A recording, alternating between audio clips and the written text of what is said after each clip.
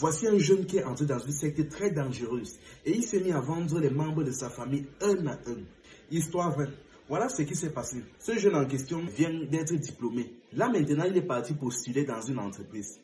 Bon, mais sachant comment le pays est, il n'a pu réussir à avoir que le poste de chauffeur du PDG. C'est-à-dire, il conduisait le PDG dans son véhicule. Bon, au début, ça allait, il touchait tout de même un bon salaire, il n'y avait pas de problème. Mais du jour au lendemain, maintenant, on le retrouve dans un bureau climatisé. Sa famille vient, on lui demande que, mais tu as fait ça comment? Comment tu peux quitter du poste de chauffeur à un poste aussi alléchant? Que ça n'a pas de sens, tu as fait comment? Ah, bon. Il a simplement dit qu'il a eu de la chance, il a raconté une histoire saugrenue. Bon, on ne sait pas hasarder là-dessus, vu que de toute façon, il était diplômé. Mais après un certain temps maintenant, certains membres de sa famille ont commencé à décéder. Déjà, il y a sa soeur qui était agressée et tuée. Vous devrez comprendre que, généralement, quand on sacrifie, on finit quelqu'un par la sorcellerie, on ne le prend pas forcément par maladie ou par accident. Vous devrez comprendre que, surtout dans les grandes sectes, ils ont l'habitude généralement de supposer des agressions, c'est-à-dire ils envoient des personnes partir finir avec toi. Parce que parfois ils savent déjà que s'ils lancent la maladie ou l'accident, si on voit que la mort est trop suspecte, on va partir sur un praticien. Et là, ça risque de finir avec eux. C'est pour ça que la plupart ont l'habitude de provoquer directement des agressions. Ils envoient des bandits. Vous voyez parfois des personnes se font agresser, on dit qu'on a coupé leur tête, des trucs comme ça. Et c'est comme ça que sa sœur a été agressée. Et sa tête est partie. Mais c'était un sacrifice. Des membres de sa famille ont commencé à décéder un à un. À un moment, là maintenant, c'était déjà trop. Là maintenant, ils sont tous assis en famille. Ils ont dit que non, c'est trop bizarre. Ils se sont entassés en famille et ils ont décidé tous de faire une descente au village. Ils sont donc descendus au village. Ils ont fait un petit culte avec un marabout, quelque chose comme ça. C'était un rituel en fait qui devait faire en sorte que la personne qui ne fait que vendre des personnes dans cette famille décède sous le coup, c'est-à-dire la prochaine personne qui décède, on considère que c'est celle-là qui a sacrifié les membres de la famille. Ils ont donc fait ce rituel-là et quelques jours plus tard, donc, le jeune en question est décédé. Là maintenant, on a compris que c'est lui qui vendait les gens dans la famille. Il est décédé, on l'a donc enterré. Mais le problème est que malgré son décès, les choses n'ont pas changé. Là, ça s'est plutôt aggravé parce qu'il y a maintenant une grosse vague de décès dans la famille. Il ne pouvait pas passer 2 mois sans qu'une personne au moins décède. Finalement, là, ils se sont encore anciens en famille. Ils ont demandé que, mais qu'est-ce qui se passe? Comment ça se fait que voilà ça qu'on l'a attrapé? On a fait le rituel de la mort, mais on ne fait que... Mais les membres de la famille ne font que décéder. Tout le monde avait déjà la boule dans le ventre parce qu'à tout moment, quelqu'un devait tomber. Une tête devait tomber. Finalement, ils se sont encore arrangés.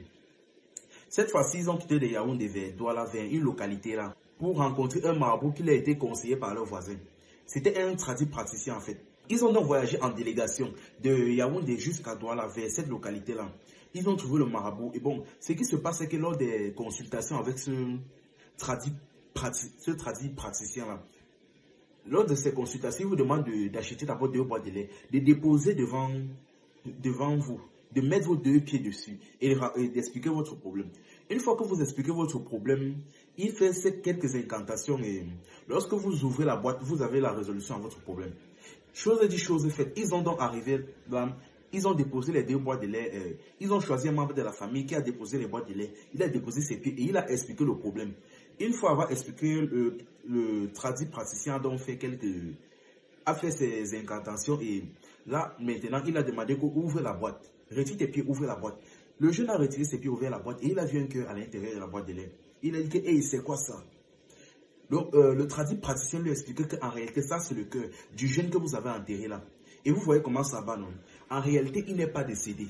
Il est tombé et vous l'avez enterré, mais il n'est pas décédé. Ce que vous allez faire est que vous allez rentrer rapidement. Vous allez le déterrer et cette fois-ci, vous allez l'incinérer.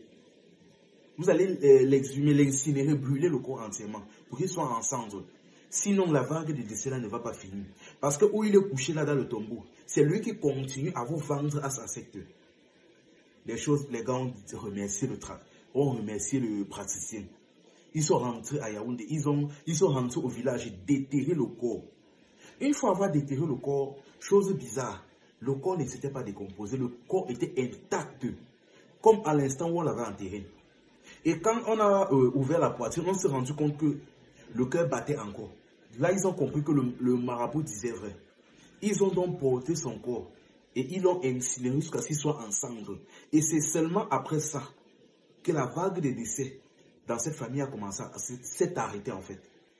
Ah vraiment, faites attention la famille, le déo est vraiment mauvais. Il y a des sectes vraiment dangereuses, c'est-à-dire, tu fais même le rituel, tu tombes, tu descends, t'enterres la mer. Dans le tombeau, on continue à te vendre, on continue à vendre les gens. Faites vraiment très attention, la famille, le Dieu est mauvais. Enfin bref, c'était Info et Amusement. Ici, on s'informe et on s'amuse.